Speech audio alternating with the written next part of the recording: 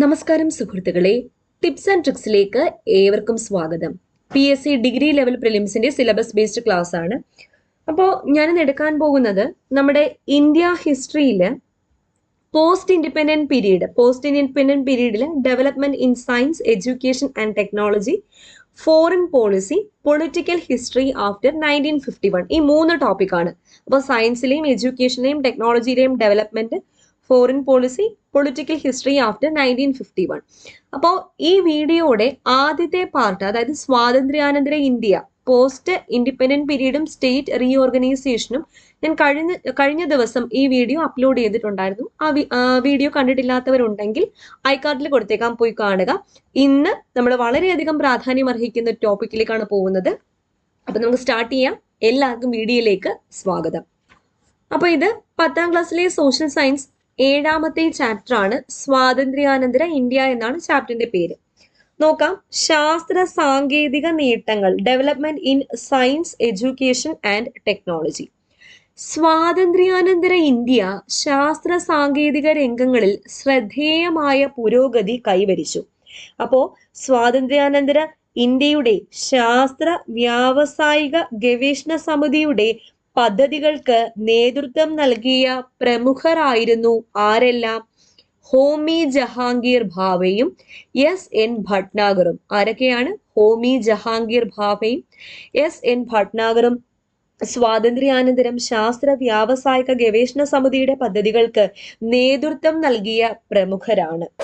അപ്പോ Tata institute of fundamental research, Indian ആണവോർജ commission എന്നിവ രൂപീകരിക്കുന്നതിന് നേതൃത്വം നൽകിയ വ്യക്തിയാണ് ഹോമി ജഹാംഗീർ ഭാഭ. അപ്പോൾ ഹോമി ജഹാംഗീർ ഭാഭ നേതൃത്വം നൽകിയ ശാസ്ത്ര സ്ഥാപനങ്ങൾ ഏതൊക്കെയാണ്? Tata institute of fundamental research, Indian ആണവോർജ കമ്മീഷൻ. വളരെയധികം ഇമ്പോർട്ടന്റ് ആണ്. H.J. ഭാവ നേതൃത്വം നൽകിയ ശാസ്ത്ര സ്ഥാപനങ്ങൾ ഏതൊക്കെയാണെന്ന് ചോദിച്ചാൽ Tata institute of fundamental research, Indian ആണവോർജ കമ്മീഷൻ എന്നിവയാണ്. അടുത്ത പോയിന്റ് പ്രത്യേകം ശ്രദ്ധിക്കുക.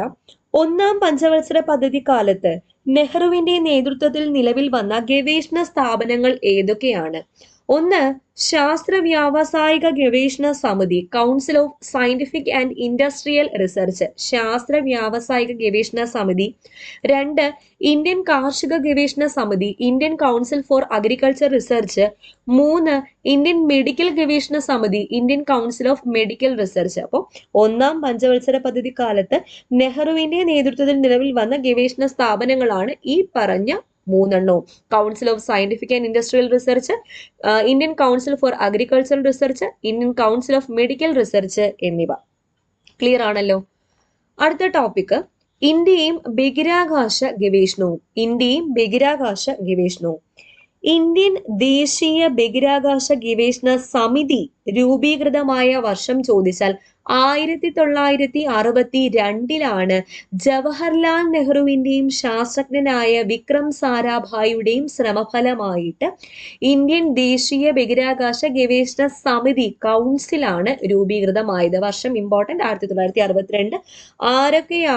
ആരൊക്കെ ചേർന്നിട്ടാണ് രൂപീകരിച്ചതെന്ന് ചോദിച്ചാൽ ജവഹർലാൽ നെഹ്റുവും വിക്രം സാരാഭായിയും ചേർന്നിട്ടാണ്. ഇന്ത്യൻ ബഹിരാകാശ ഗവേഷണ സംഘടന ISRO രൂപീകൃതമായ വർഷം 1969. എപ്പോഴും ചോദിക്കുന്ന ചോദ്യമാണ്. ഇന്ത്യൻ ബഹിരാകാശ ഗവേഷണ സംഘടന ISRO എന്നാണ് രൂപീകൃതമായത്? 1969. ഇന്ത്യൻ ബഹിരാകാശ ഗവേഷണത്തിന് നേതൃത്വം വഹിക്കുന്നത് ISRO യാണ്. അപ്പോൾ ഇന്ത്യൻ ബഹിരാകാശ ഗവേഷണത്തിന് നേതൃത്വം വഹിക്കുന്നത് ISRO യാണ്. ഇന്ത്യയിലെ ആദ്യത്തെ റോക്കറ്റ് വിക്ഷേപണ കേന്ദ്രം ആരംഭിച്ചത് എവിടെയാണ്? തുമ്പ, തിരുവനന്തപുരത്തിനടുത്തുള്ള തുമ്പയിലാണ് ഇന്ത്യയിലെ ആദ്യത്തെ റോക്കറ്റ് വിക്ഷേപണ കേന്ദ്രം ആരംഭിച്ചത്. ആദ്യമായിട്ട് തുമ്പയിൽ നിന്ന് വിക്ഷേപിച്ച റോക്കറ്റിന്റെ പേരെന്താ? നൈക്ക് അപ്പാച്ചെ എന്നാണ് ആ റോക്കറ്റിന്റെ പേര്. ഇന്ത്യ ആദ്യമായിട്ട് വിക്ഷേപിച്ച ഉപഗ്രഹം ഏതാണ്? ആര്യഭട്ട വിക്ഷേപിച്ച വർഷം 1975 ആര്യഭട്ട വിക്ഷേപിച്ചത്. അപ്പോ ഇന്ത്യയില് ഉപഗ്രഹങ്ങൾ വികസിപ്പിച്ചെടുക്കുന്നതിൽ മുഖ്യ പങ്ക് വഹിക്കുന്ന സ്ഥാപനങ്ങൾ ഏതൊക്കെയാണെന്ന് ചോദിച്ചാൽ നാഷണൽ റിമോട്ട് സെൻസിംഗ് ഏജൻസിയും ഫിസിക്കൽ റിസർച്ച് ലബോറട്ടറി. അപ്പൊ ഈ ഫിസിക്കൽ റിസർച്ച് ലബോറട്ടറി പറ്റി 2019 VU എക്സാമിന് ചോദിച്ചിട്ടുണ്ടായിരുന്നു. ഈ ചോദ്യം വളരെയധികം ഇമ്പോർട്ടന്റ് ആണ്, ഓർത്തിരിക്കുക. ഇന്ത്യയിൽ ഉപഗ്രഹങ്ങൾ വികസിപ്പിച്ചെടുക്കുന്നതിൽ മുഖ്യ പങ്ക് വഹിക്കുന്ന സ്ഥാപനങ്ങൾ ഏതൊക്കെ? National remote sensing agency, physical research laboratory എന്നിവയാണ്. അപ്പൊ നേരത്തെ പറഞ്ഞതുപോലെ ഇന്ത്യൻ ദേശീയ ബഹിരാകാശ കമ്മീഷൻ രൂപീകരിക്കുന്നതിൽ നേതൃത്വം വഹിച്ചത് ആരൊക്കെയാണ്? നെഹ്റുവും അതുപോലെ വിക്രം സാരാഭായിയുമാണ്. കൂടാതെ സ്വാതന്ത്ര്യാനന്തര ഇന്ത്യയിൽ ആണവ രംഗത്തെ പരീക്ഷണങ്ങൾക്ക് നേതൃത്വം നൽകിയ പ്രമുഖ ശാസ്ത്രജ്ഞന്മാർ ആരൊക്കെയാണ്? ഡോക്ടർ രാജാരാമണ്ണയും ഡോക്ടർ APJ അബ്ദുൾ കലാമും ആണ് സ്വാതന്ത്ര്യാനന്തര ഇന്ത്യയിൽ ആണവ രംഗത്തെ പരീക്ഷണങ്ങൾക്ക് നേതൃത്വം നൽകിയ പ്രമുഖ ശാസ്ത്രജ്ഞൻ ആരൊക്കെയാണ്? ഡോക്ടർ രാജാരാമണ്ണ, കൂടാതെ ഡോക്ടർ APJ അബ്ദുൾ കലാം എന്നിവരാണ്. ഇന്ത്യയുടെ ആദ്യ ചാന്ദ്ര പര്യവേഷണ ദൗത്യം ഏതാണ്? ചന്ദ്രയാൻ ആണ്. ചന്ദ്രയാൻ 1 ആണ് ഇന്ത്യയുടെ ആദ്യത്തെ ചാന്ദ്ര പര്യവേഷണ ദൗത്യം എന്ന് പറയുന്നത്. അപ്പോ ഇവിടെ വിക്രം സാരാഭായിയെ പറ്റി കുറച്ച് കാര്യങ്ങൾ കൊടുത്തിട്ടുണ്ട്, നോക്കാം. ആണവശാസ്ത്ര മേഖലയിലും ബഹിരാകാശ മേഖലയിലും ഒരുപോലെ സംഭാവനകൾ നൽകിയ ശാസ്ത്രജ്ഞനാണ് വിക്രം സാരാഭായ്. കേംബ്രിഡ്ജിൽ നിന്നും ഉന്നത വിദ്യാഭ്യാസം നേടി ഇന്ത്യയിലെത്തിയ അദ്ദേഹം അഹമ്മദാബാദിലെ ഫിസിക്കൽ റിസർച്ച് ലബോറട്ടറിയിൽ ഫിസിക്സ് പ്രൊഫസറും ഡയറക്ടറും ആയി. തുമ്പ ബഹിരാകാശ ഗവേഷണ കേന്ദ്രം, അഹമ്മദാബാദിലെ ഉപഗ്രഹ വാർത്താവിനിമയ കേന്ദ്രം തുടങ്ങിയവയുടെ ശില്പി വിക്രം സാരാഭായി ആണ്. ഈ പോയിന്റ് ഇമ്പോർട്ടന്റ് ആണ്. തുമ്പ ബഹിരാകാശ ഗവേഷണ കേന്ദ്രം, അഹമ്മദാബാദിലെ ഉപഗ്രഹ വാർത്താവിനിമയ കേന്ദ്രം തുടങ്ങിയവയുടെ ശില്പി ആരാണ്? വിക്രം സാരാഭായി ആണ്. അദ്ദേഹത്തിന്റെ ഓർമ്മയ്ക്കായിട്ടാണ് തുമ്പയിലെ ബഹിരാകാശ കേന്ദ്രത്തിന് Vikram Sarabhai space centre VSSC എന്ന പേര് നൽകിയത് എന്നുള്ള പോയിന്റ് ഓർക്കുക. ഓക്കെ, ഇന്ത്യയിലെ നമ്പർ 1 ഓൺലൈൻ എഡ്യൂക്കേഷൻ പ്ലാറ്റ്ഫോമായ അൺഅക്കാഡമിയിൽ കേരള PSCക്ക് വേണ്ടിയിട്ട് നല്ല അടിപൊളി കോഴ്സുകളാണ് പൊയ്ക്കൊണ്ടിരിക്കുന്നത്. നിങ്ങൾ PSC പരീക്ഷകളെ വളരെ സീരിയസ് ആയിട്ട് സമീപിക്കുന്ന ഉദ്യോഗാർത്ഥികളാണെങ്കിൽ തീർച്ചയായിട്ടും അൺഅക്കാഡമി ഇന്ന് തന്നെ ഡൗൺലോഡ് ചെയ്യുക. അൺഅക്കാഡമിയിൽ നമ്മുടെ ഡിഗ്രി ലെവൽ പ്രിലിംസിന് വേണ്ടി 50 ദിവസത്തെ ഒരു ബാച്ച് കോഴ്സ് സ്റ്റാർട്ട് ചെയ്യാൻ പോവുകയാണ്. May 20 സ്റ്റാർട്ട് ചെയ്യുന്നത്. 9 എഡ്യൂക്കേറ്റേഴ്സ് ആണ് ഇതിൽ ക്ലാസ് എടുക്കുന്നത്, 9 ഡിഫറെന്റ് സബ്ജക്ട്സ്. അപ്പൊ നിങ്ങൾക്ക് ഓരോ സബ്ജക്റ്റിനും സ്പെഷ്യലായിട്ട് കെയർ കിട്ടി നന്നായിട്ട് പഠിച്ചു പോകാൻ പറ്റുന്ന ഒരു കോഴ്സാണ്. ഈ കോഴ്സ് 10% ഡിസ്കൗണ്ടോടുകൂടി കിട്ടാൻ ഞങ്ങളുടെ കോഡായ ടിപ്സ് ആൻഡ് ട്രിക്സ് യൂസ് ചെയ്താൽ നിങ്ങൾക്ക് 10% ഡിസ്കൗണ്ട് കിട്ടുന്നതാണ്. ഈ ഒരു കോഴ്സ് മാത്രമല്ല, അൺഅക്കാഡമിയിൽ സ്റ്റാർട്ട് ചെയ്യുന്ന എല്ലാ കോഴ്സുകളും നിങ്ങൾക്ക് ഈ ഒറ്റ ഒരു സബ്സ്ക്രിപ്ഷൻ എടുത്തു കഴിഞ്ഞാൽ നിങ്ങൾക്ക് എല്ലാ കോഴ്സും കാണാൻ സാധിക്കുന്നതാണ്. 10% ഡിസ്കൗണ്ട് കിട്ടുന്നതാണ്. അടുത്ത പോയിന്റ് ഡോക്ടർ APJ അബ്ദുൾ കലാമിനെ പറ്റിയാണ് പറഞ്ഞിരിക്കുന്നത്. ഇന്ത്യയുടെ 11ാം രാഷ്ട്രപതിയാണ് ഡോക്ടർ APJ അബ്ദുൾ കലാം. ഇത് തന്നെ ഒരു ചോദ്യമാണ്. ഇന്ത്യയുടെ എത്രാമത്തെ രാഷ്ട്രപതിയാണ് ഡോക്ടർ APJ അബ്ദുൾ കലാം എന്ന് ചോദിച്ചാൽ ഇന്ത്യയുടെ 11ാമത്തെ രാഷ്ട്രപതിയാണ് ഡോക്ടർ APJ അബ്ദുൾ കലാം. അദ്ദേഹം ശാസ്ത്രജ്ഞനും ഗവേഷകനുമായിരുന്നു. മിസൈൽ സാങ്കേതിക വിദ്യ പരിപോഷിപ്പിക്കുന്നതിൽ വിദഗ്ധനായിരുന്നു അദ്ദേഹം. അതുകൊണ്ട് തന്നെ ഇന്ത്യയുടെ മിസൈൽ മാൻ ഓഫ് ഇന്ത്യ എന്നറിയപ്പെടുന്നത് അദ്ദേഹത്തെയാണ്. ISROയുടെ ചുമതല വഹിച്ച അദ്ദേഹം ബഹിരാകാശ ഉപഗ്രഹ വിക്ഷേപണ വാഹിനികൾ SLV-3, PSLV എന്നിവ വികസിപ്പിച്ചു. ഇപ്പോഴത്തെ ചോദ്യങ്ങൾ പറയാം. ഇന്ത്യയുടെ എത്രാമത്തെ രാഷ്ട്രപതിയാണ് ഡോക്ടർ APJ അബ്ദുൾ കലാം? 11ാമത്തെ രാഷ്ട്രപതി. മിസൈൽ മാൻ ഓഫ് ഇന്ത്യ എന്ന് വിളിക്കുന്നത് ആരെയാണ്? ഡോക്ടർ APJ അബ്ദുൾ കലാമിനെയാണ്. ഇദ്ദേഹം ഡെവലപ്പ് ചെയ്ത ഉപഗ്രഹ വിക്ഷേപണ വാഹിനികൾ ഏതൊക്കെയാണ്? SLV-3, PSLV മുതലായവയാണ്. അടുത്തത് ചന്ദ്രയാനെ പറ്റി 2-3 പോയിന്റ്സ് നോക്കാം. ഇന്ത്യയുടെ ആദ്യത്തെ ചന്ദ്ര പരീക്ഷണ ദൗത്യമായ ചന്ദ്രയാൻ 2008 ഒക്ടോബറിലാണ് തുടക്കം കുറിച്ചത്. അപ്പോ ചന്ദ്രയാൻ പദ്ധതിക്ക് തുടക്കം കുറിച്ചത് 2008 ഒക്ടോബർ മാസം 22-നാണ്. 2008 ഒക്ടോബർ മാസം 22 America, Russia, European space agency, China, Japan എന്നിവയ്ക്ക് ശേഷം ചന്ദ്രന്റെ ഭ്രമണപഥത്തിൽ സ്വന്തം പേടകം എത്തിക്കുന്ന രാജ്യം ഏതാണ്?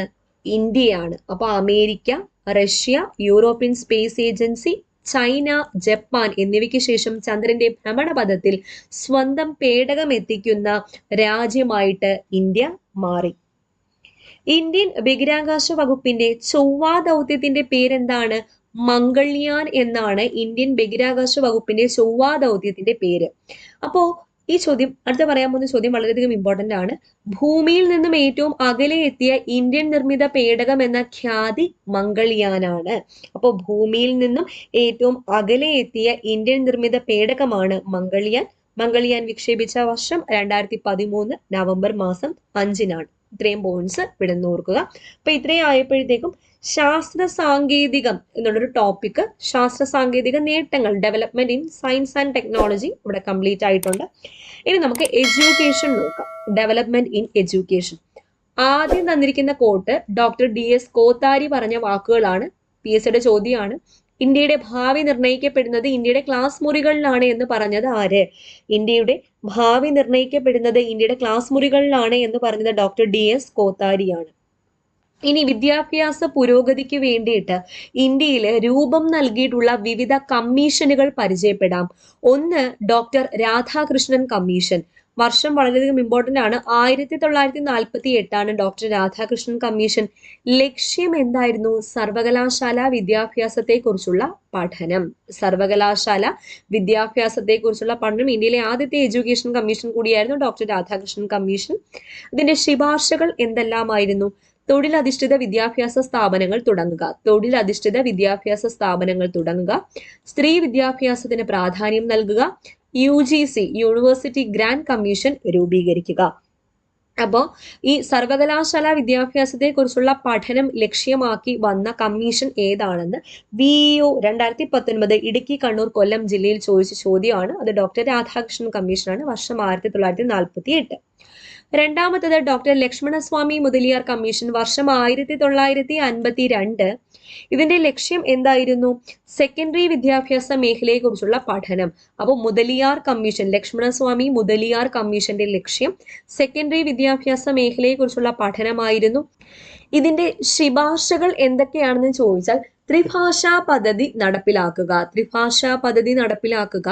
സെക്കൻഡറി തലത്തിൽ വിദ്യാഭ്യാസ കമ്മീഷൻ രൂപീകരിക്കുക.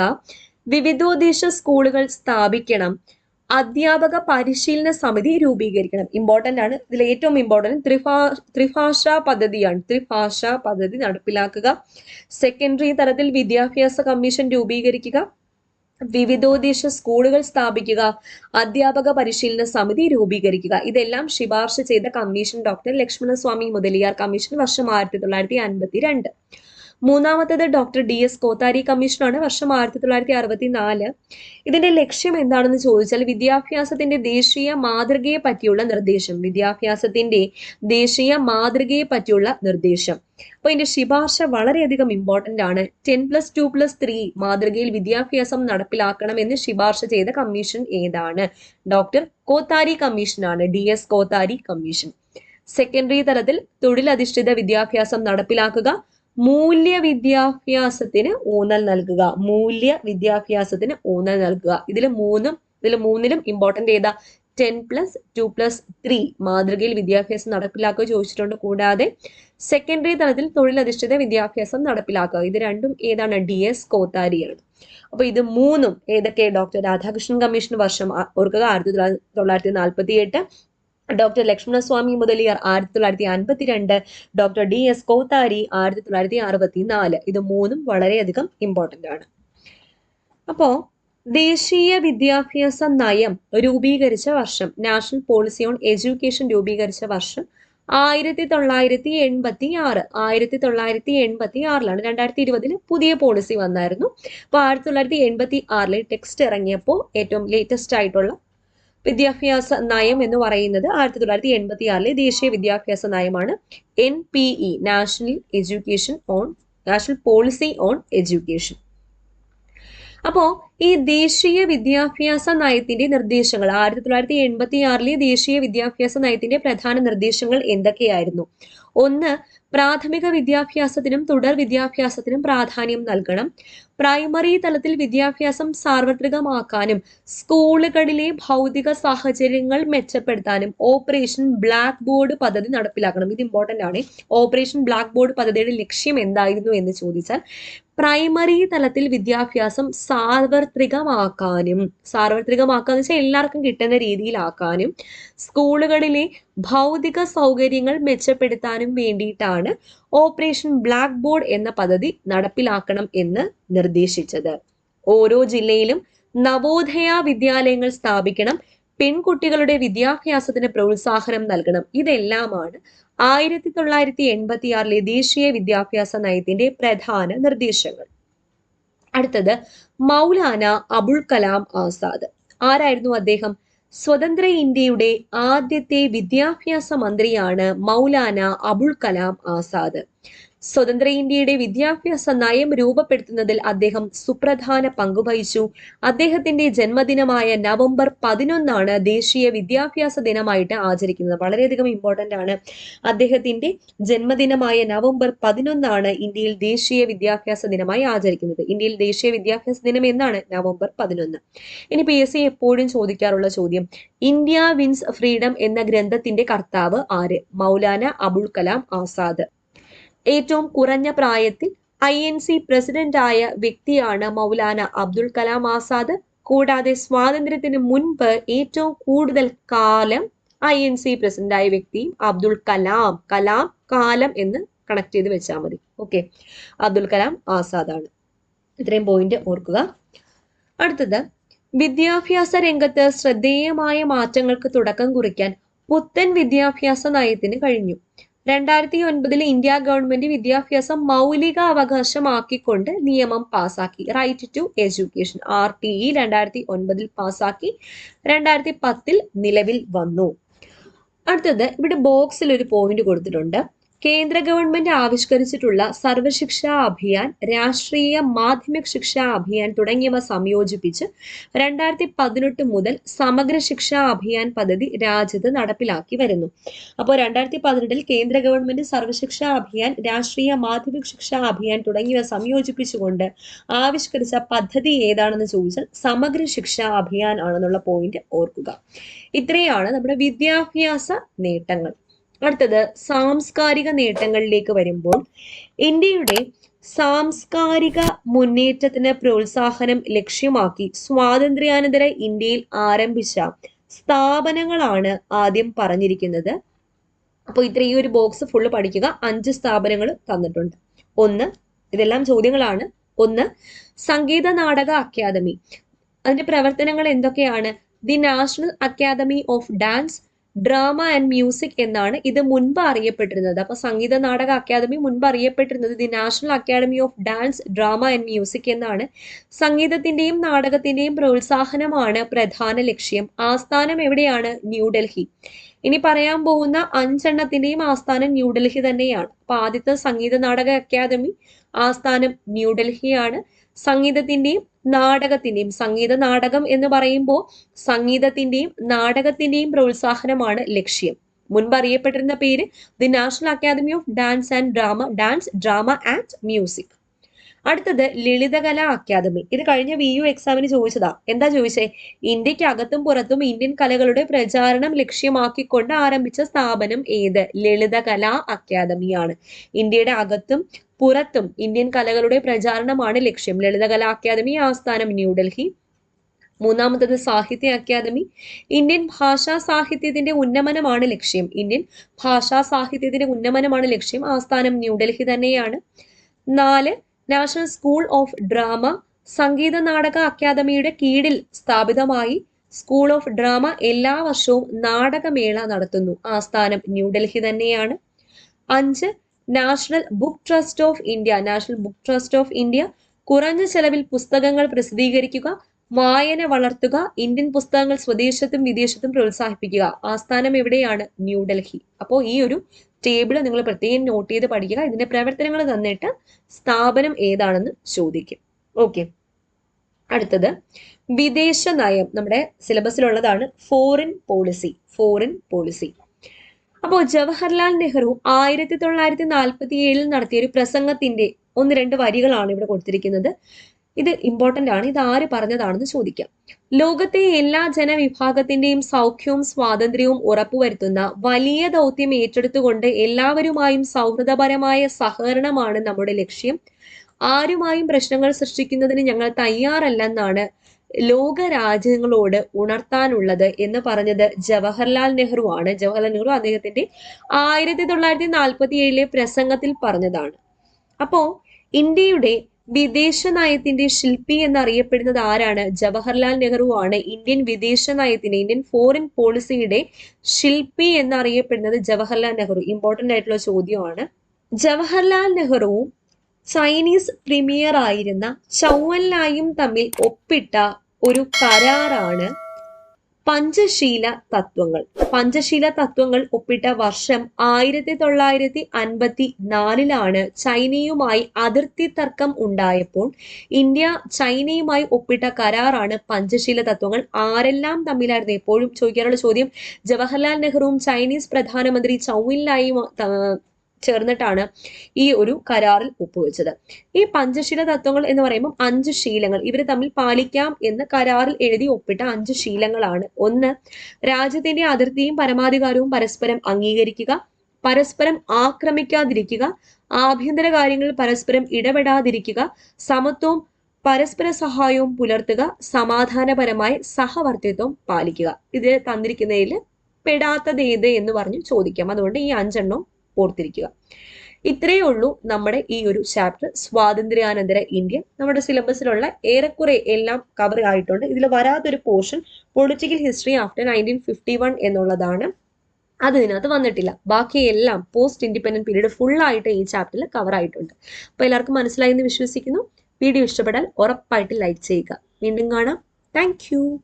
കൂടാതെ നിങ്ങൾ കേറ്ററ്റിന് വേണ്ടി പ്രിപ്പയർ ചെയ്യുന്ന ഉദ്യോഗാർത്ഥികളാണെങ്കിൽ കേറ്ററ്റ് കാറ്റഗറി 2 വേണ്ടിയിട്ട് ഒരു 60 ദിവസത്തെ ബാച്ച് കോഴ്സ് മെയ് 19 സ്റ്റാർട്ട് ചെയ്യാൻ പോവുകയാണ്. ഇതിൽ 8 എഡ്യൂക്കേറ്റേഴ്സ് ആണ് നിങ്ങൾക്ക് വേണ്ടി ക്ലാസ് എടുക്കുന്നത്. അപ്പോൾ ഒരു പ്രാവശ്യം സബ്സ്ക്രിപ്ഷൻ എടുത്താൽ ടിപ്സ് ആൻഡ് ട്രിക്സ് എന്ന റെഫറൽ കോഡ് യൂസ് ചെയ്താൽ നിങ്ങൾക്ക് 10% ഡിസ്കൗണ്ട് കിട്ടും. ഈ കോഴ്സും കിട്ടും, ഞാൻ ഇപ്പോൾ പറഞ്ഞ ഈ ദൗത്യം എന്ന് പറയുന്ന കോഴ്സും കിട്ടും. ഇനി പറയാൻ പോകുന്ന ജേതാവ് എന്ന് പറയുന്ന കോഴ്സും നിങ്ങൾക്ക് ഒരു സബ്സ്ക്രിപ്ഷൻ ഈ എല്ലാ കോഴ്സുകളും ഒരുമിച്ച് കിട്ടാൻ പോവുകയാണ്.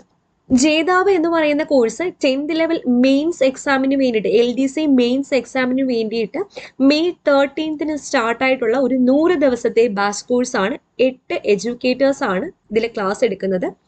HSA ഇംഗ്ലീഷിന് വേണ്ടിയിട്ട് 27th ഏപ്രിലിന് ഓൾറെഡി സ്റ്റാർട്ട് ആയിട്ടുള്ള ഒരു കോഴ്സും ഇപ്പോൾ കറന്റ് റണ്ണിങ് ആണ്. അൺഅക്കാഡമിയുടെ ചാർജസ് ഇതൊക്കെയാണ്. ഈ എല്ലാ ചാർജും നിങ്ങൾക്ക് എക്സിസ്റ്റിംഗ് പ്രൈസ് അല്ല കൊടുക്കേണ്ടി വരുന്നത്. ഞങ്ങളുടെ കോഡായ ടിപ്സ് ആൻഡ് ട്രിക്സ് യൂസ് ചെയ്യുമ്പോൾ 10% ഡിസ്കൗണ്ട് കഴിച്ചുള്ള എമൗണ്ട് മാത്രം കൊടുത്താൽ മതി. ഓക്കെ.